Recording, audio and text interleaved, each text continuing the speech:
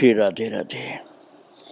भक्तों, लीला भी एक अद्भुत रस की चीज होती है, जिसमें नाटक सा होता है, किंतु उस नाटक में आनंद होता है।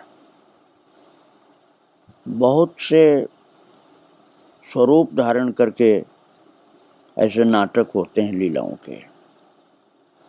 आप कल श्रवण कर रहे थे कि स्वयं जानकी माता अपनी ही कुछ सखियों को कृष्ण की सखियां ललिता विशाखा बना रखी हैं और कुछ उनकी अपनी सखियां स्वरूप धारण किए हैं, जैसे बरारोहा आदि। तो वो सब आपस में बात करती हैं और बात करती हैं कृष्ण और राम के विषय में कि कृष्ण के ये गुण हैं, राम के ये गुण हैं। उन्हीं में जो कृष्ण समर्थका हैं वो कृष्ण की बड़ाई करती हैं और जो राम की समर्थक हैं वो राम जी की बड़ाई करती हैं। आप श्रवण कर रहे थे कि लक्ष्मणा जो हैं वो कह रही हैं कि कृष्ण के यहाँ ये होता होगा कि दूसरी महिलाओं को अपने निकट में ले आते हैं। राम जी के यहाँ ऐसा नहीं होता। राम जी के यहाँ तो सदा स्वकीया के ही साथ लीला विहार होता है। और विशाखा जी कहती हैं कि लक्ष्मण कुमार की तरह से गुस्से मत आओ लक्ष्मणा। अरे सच्चित आनंद ब्रह्म में वासना का दर्शन तुम्हें कहाँ होने लगा। इस प्रकार की बातें चल रही थी भक्तों। तब तक बरारोहा जो सीता जी की सखी हैं वो कहने लगे बस बस रहने दे अपने श्रृंगार रस को, जो गोकुल और वृंदावन की छोकरियों के संग नाच नचाने तक ही सीमित रह गया।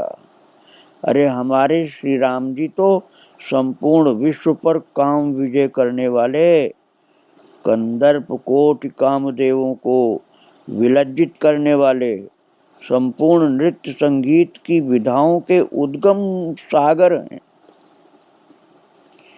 गंधर्व विद्याओं में महाविशारद और समस्त लोगों को अपने में रमाने वाले हैं। स्त्री तो स्त्री, पुरुष वर्ग का भी मन मोहने वाले हैं। सुर कन्या, नाग कन्या, गंधर्व कन्या और असंख्य राजकन्याओं के साथ विविध रास रचाने वाले हैं। तू क्या समझेगी राम रास का रहस्य। ये सीता जी की सखी है भक्तों, जो कृष्ण की सखी ललिता से कह रही कि तू क्या समझेगी राम जी का राज। तो ललिता बोली होंगे तुम्हारे चक्रवर्ती कुमार। अब आप ध्यान रखना कि ललिता वास्तव में नहीं है। सीता जी ने एक सखी को ललिता बना दिया है, एक सखी को विशाखा बना दिया है और कृष्ण और राम की बीच की लीला चल रही है। तो ललिता बोली होंगे तुम्हारे चक्रवर्ती कुमार दशरथ नंदन काम कला विशारद, पर कभी किसी ने देखा है उनका राज। एक पत्नी व्रत मर्यादा पुरुषोत्तम के रास की बात कह भी मत देना, किसी से मत कहना, नहीं तो मुंह छिपाना भी मुश्किल हो जाएगा।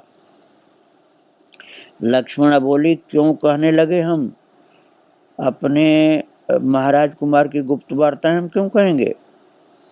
आखिर अखिल लोक ब्रह्मांड नायक श्री राघव जी अनंत अनंत रूपों में, अनंत अनंत महलों में बहुत से अपने रामागणों के साथ रास विहार करते हैं।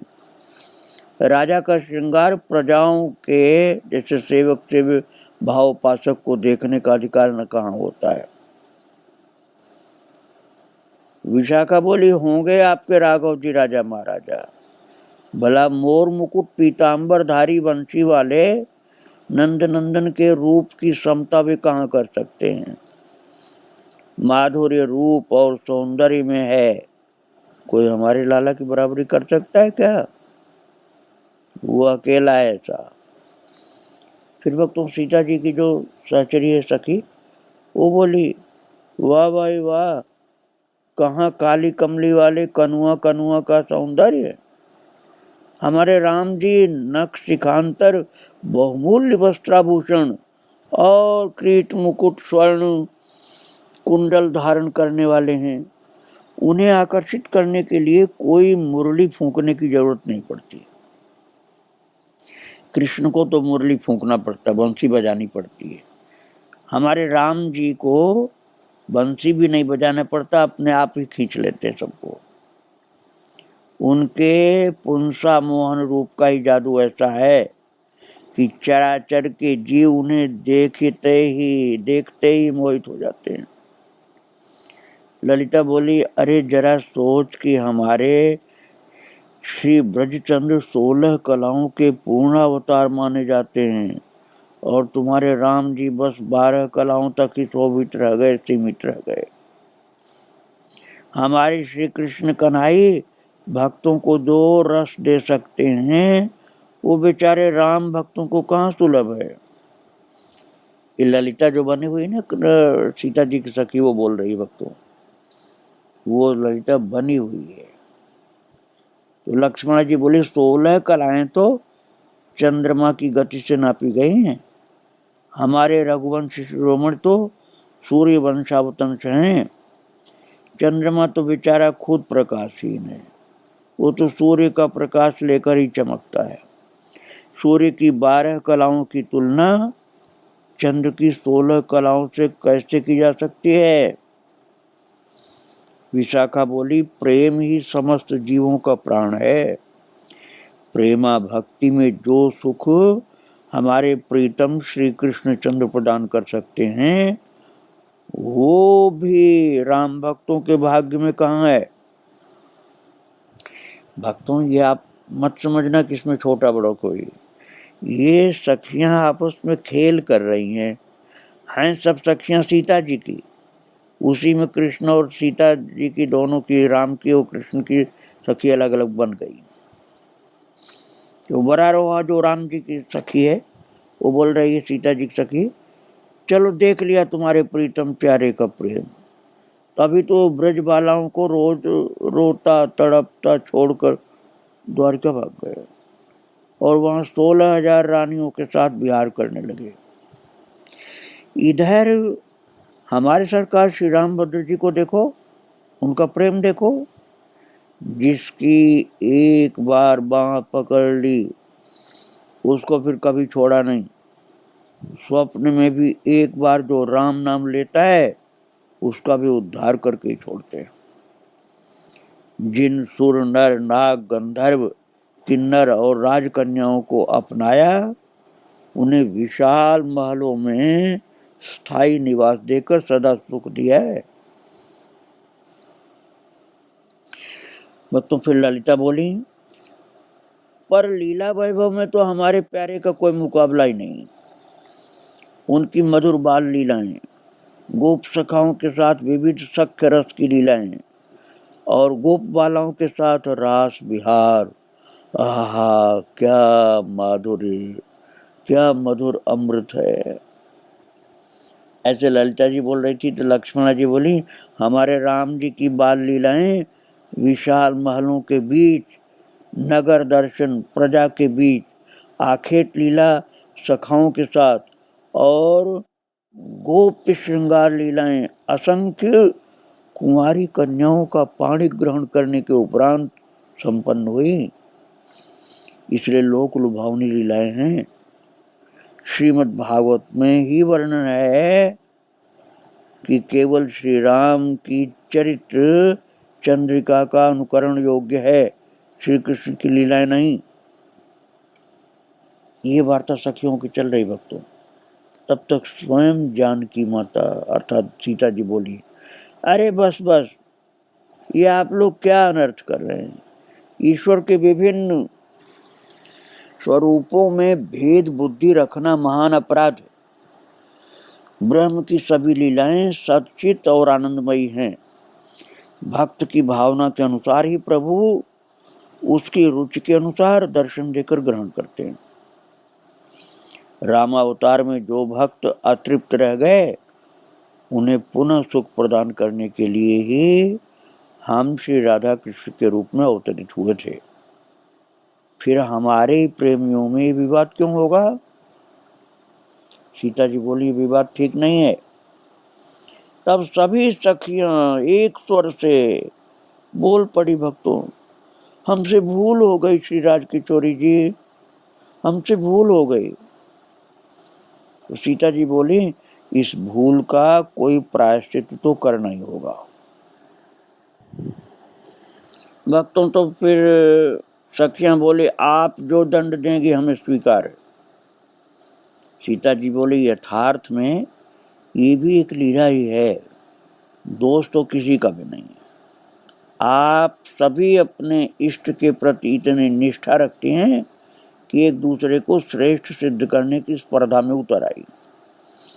शक्ति जिसको पाठ देती है वो उसे निभाना ही पड़ता है। सखियां बोली, पर किशोरी जी हम आपसे विलग होकर एक पल के लिए भी जीवन धारण नहीं कर सकती हैं। आप हमें कोई दंड दें, लेकिन अपने से पृथक नहीं करना, और चाहे दो दंड दें। सीता जी बोली, आप तो हमारी अंगभूता हैं, आप हमसे तीनों कालों में भी पृथक नहीं हो सकती हैं। पर जब कभी अपने आनंद के लिए आपके विनियोग की आवश्यकता होती है, तब हम अपने संकल्प से वैसी भावना अपने जन में प्रविष्ट कर देते हैं। हमारे सुख में ही तो आपका सुख है ना। भक्तों फिर विशाखा और बरारोहा ये दोनों बोल पड़ी, हमें आपका दंड स्वीकार है, आप आज्ञा करें। सीता जी बोली, श्री राघव का पक्ष लेने वाली एक सखी और श्री कृष्णचंद्र का पक्ष लेने वाली एक सखी धराधाम पर अवतीर्ण होकर अपने अपने पक्ष की लीला का निर्वाह करेंगी, और ये लोक लुभावनी लीला भी जन कल्याण के निमित्त ही संपन्न होगी। और भक्तों सहसा दृश्य अदृश्य हो गया और दोनों युगल प्रेमी अपने अपने शयन कक्ष में जाग पड़े। प्रातःकालीन वायु के झकोरे शहनाई के स्वरों में अपनी मादकता बिखेरे पक्षियों के कलरव के साथ वातावरण को मधुरमा प्रदान करने लगे थे उस समय। भक्तों, जो अभी तक मैं सुना रहा था सीता जी की सखियों की बातें, ये महाराज रात्रि को मधुकर शाह जी और कमल राजा दोनों को अपने अपने घरों में, जबकि बहुत दूरी थी, रात्रि को ऐसा अनुभव हुआ था।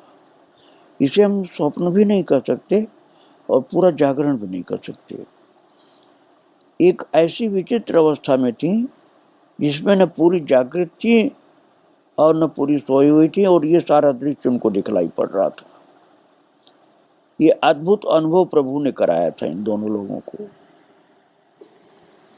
और भक्तों, उसके बाद वो समय आया जो राम जी के विवाह का समय होता है। अगहन शुक्ल पंचमी, गुरुवार, संवत 1585, अब चल रहा है 2079। मतलब ये हुआ कि ये घटना है 500 वर्ष से भी कुछ पहले की, 500 वर्ष मान लीजिए, 500 वर्ष पहले की घटना।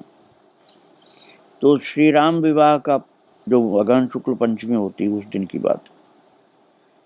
और नभ और धरा आनंद सागर में जैसे गोते लगा रहे थे।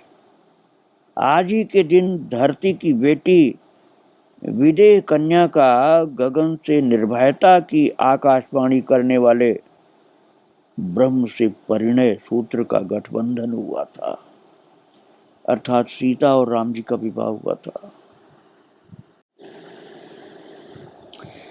और भक्तों, राजा रुद्र प्रताप सिंह जो मधुकर शाह जी के पिताजी थे, ओरछा से अपने छोटे कुंवर मधुकर शाह की बारात लेकर करहिया पधारे। अब आप सोचिए कितना सुंदर दिन था ये, राम विवाह का दिन। उनके साथ अनेक राजे महाराजे, मंत्री और ब्राह्मण अपने अपने दल के साथ जहां तहां डेरा डाले। नृत्य, गान, बाजे, आतिशबाजी, नगाड़े और तोप बंदूकों की तुमुल ध्वनि में कुछ सुनाई नहीं देता। हाथी, घोड़े और रथ दौड़ रहे हैं। अनेक राजकुमारों से घिरे कुंवर मधुकर शाह का दूल्हा वेश अत्यंत लुभावना। 25 वर्ष की अवस्था में भी वो 20 वर्ष से कम के लग रहे हैं। और ऊंचा गोरा छरहरा बदन, उन्नत नासिका, कमलवत कजरारी यौवन से मद भरी आंखें, कानों में कर्णफूल, गले में हीरों का हार, रेशमी बाघा कोट और साफा पर पेंचदार तुर्रा, रेशमी धोती और विचित्र दुपट्टा। बड़ी सुंदरता दिखलाई पड़ रही है राजकुमार की। द्वाराचार की रस्म अदायगी के उपरांत रानी विजय कुंवरी ने परिछन की मंगल आरती की और राजमहल की स्त्रियों ने विवाह के बड़े सुंदर सुंदर गीत भी गाए। परस्पर के स्वागत शिष्टाचार के उपरांत वैदिक विधि से पूजन करते हुए वर को विवाह मंडप में लाया गया। वर पूजन के उपरांत सखी सहेली और रनिवास की स्त्रियों से घिरी हुई वधू रूप में सुसज्जित मंत्रोच्चारण के बीच कमल राजा, जो कन्या है ना महाराज की, अनिरुद्ध सिंह जी की, वो कमलजू राजा विवाह मंडप में पधारी। शंखोच्चार, शाखोच्चार ये सब हो रहा था। जो शाखोच्चार पंडित लोग करते हैं और शंखोच्चार कर रहे थे शंख वादक लोग। उसके उपरांत कन्यादान की विधि संपन्न हुई। पाद प्रक्षालन के बाद भांवरे, सप्तपदी और विवाह होम की क्रियाएं कराई गई। सिंदूर दान अर्थात मांग भराई पूर्ण होने पर वर वधू को ब्राह्मणों ने आशीर्वाद प्रदान किया। राज सदन की महिलाएं फिर नवविवाहित युगल को कोहबर भवन में ले गईं। वहां द्वार झिकाई, प्रसाद सेवन, देवी पूजन और दीप मिलाने की प्रथाओं का निर्वाह हुआ। दो ज्योतियों के एक हो जाने पर एक सुरम्य दैवी प्रेम सुधा सिक्त रश्मियों ने युगल दंपत्ति को दिव्य प्रेम की डोरी में बांध करके एक कर दिया। दोनों ही रूप रसिक बन करके सेहरा और मौर्या की लड़ियों से एक दूसरे की छवि का दर्शन पाने के लिए लालायित हो उठे। दूसरे दिन कुंवर कलेवा, हरिदोत्सव, जेवनार, प्रीति भोज आदि का आयोजन होना था। तो भक्तों उसी के समय ये सब जो आयोजन प्रीति भोज का था, गारी गान चालू हुआ, हास विलास चालू हुआ और नृत्य विनोद आज राजकीय सम्मान संपन्न हुए। तीसरे दिन जब विदा का अवसर आया तब राजा अनिरुद्ध सिंह अपनी बेटी के बिछोड़ने की स्मृति में ओरछा नरेश के चरणों में सिर रख करके रुदन करते हुए निवेदन करने लगे, महाराज, अभी तक तो मैं एक सामान्य रजवाड़े का ही खातिरदार था, पर आज मैं आपके संबंध से प्रशंसनीय बन गया हूं। कमलजू मेरी अंतिम उत्तराधिकारी है, मेरी आत्मा है, मेरी आंखों का तारा है। मैं आज आपको ये कन्याधन सौंपता हूं, मुझे अकिंचन को आप स्वीकार करें। इतना भाव से बोल रहे थे महाराज अनिरुद्ध सिंह, क्योंकि बेटी जा रही थी अब ससुराल। महाराज रुद्र प्रताप ने परमार नरेश को उठाकर अपनी बाहों में कस लिया। उनकी आंखों में भी आंसू उतर आए और बड़े प्यार से बोले, बंधु, आप मुझे ऐसी दीन वाणी सुनाकर लज्जित मत करो। आपकी लड़ाई थी तो हम अपने आंखों की पुतलियों की तरह संभाल कर रखेंगे। ससुराल में लाखों सुख होते हुए भी मायके का प्रेम पुत्री की स्मृतियों में आता ही है। पर कमल जो अब एक राज्य की नहीं, 2 राज्यों की रानी है। राजा अनिरुद्ध सिंह अपने समधी की सांत्वना से प्रसन्न हुए और अन्य राजपुरुषों का सम्मान करने लगे। राजमहल से कन्या की डोली तक आना करुणा का करुण नृत्य था। रानी विजय कुंवरी अपनी लाडली को बहुमूल्य भेंट देना चाहती थी। सहसा उनकी नजर एक छोटी सी पेटी पर पड़ी। खोलकर देखा, हीरे जवाहरात, पन्ना मोती और स्वर्ण से नक्शे तक श्रृंगारित दूल्हा राम। महाराज, आप याद कर लीजिए, मैं आपको सुनाया था एक गुड्डा की बात, जो ये कमल राजा जिसकी खेलती थी, पूजा करती थी, वही गुड्डा अब दूल्हा राम बनाए गए थे श्रृंगार करके, जिसे कमल राजा ने अपनी सखी मालती की गुड़िया जानकी के साथ विवाह किया था। मालती जो सखी थी कमल राजा की, उनकी गुड़िया जानकी के साथ अपने गुड्डा दूल्हा राम जी का विवाह करा करके संभाल के रखा था। और अब महारानी विजय कुंवर जी उनको लेकर आई। हाँ, इस अमूल्य भेंट से बढ़कर मेरी लाडली के लिए और क्या हो सकता है। माता ने वो पेटी अपनी पुत्री को सौंपते हुए कहा, एकांत में इसे खोलियो और जीवन भर संभाल कर रखियो। उस समय कमल जी को यह ध्यान नहीं था कि इसमें क्या है।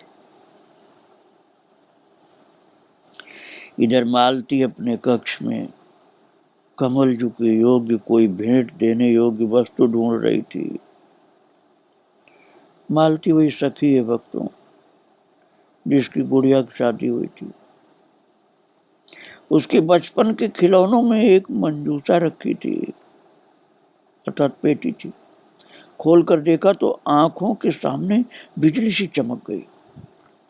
हीरे जवाहरात, मणिमाणिक्य और स्वर्ण आभूषणों से सुसज्जित दूल्हे, अर्थात वो गुड़िया सी जो बनी हुई थी, वो जानकी जी थी, मालती की, वही मिली। और वो तो खुश होकर के बोले, आज मेरी जानकी भी विदाई की बेला है। अरे, आंसुओं से अपनी जानकी को दुलारती हुई उसने उस पेटी को अपने हृदय से लगा लिया। और जब वो रुदन करते करते थक गई तो उस पेटी को कमल जी की गोदी में जाकर रख दिया। और महाराज भर्राई हुई आवाज में धीरे से बोली, दीदी, लाल लाल अश्रु भरी आंखों से राजकुमारी से बड़ी मुश्किल से बोल पाई, मुझे वचन दो कि मेरी इस तुच्छ भेंट को आप कभी भुलाएंगे नहीं। मालती कह रही है कमल राजा से, आप ससुराल जा रही हो, बहुत बड़े राजा की वधू बनने जा रही हो, आप मेरी इस भेंट को भुलाएंगे नहीं, तुच्छ भेंट को, आप मुझे वचन दो। कमल जी को इस भेंट की जानकारी भी नहीं थी, और मालती की आंखें कह रही थी कि इसमें उसके प्राण रखे हैं। अपनी सहेली की आंखों के आंसू पोंछते हुए उसने संकेत किया कि इसे मेरी मां के दिए जो मंजूसा अर्थात पेटी है उसके साथ रख दो। महाराज जी विदाई की घड़ी भी अद्भुत थी। जो करहिया के राजा रानी की बेटी ओरछा के राजा के पुत्र की अब दुल्हन बनने के लिए जा रही है। विदाई का क्षण है, किंतु इसका और वर्णन मैं आपको बाद में सुनाऊंगा। आज इन महान भक्तों को प्रणाम करके यहीं विराम दे रहा हूँ। श्री राधे राधे, जय श्री राधे राधे।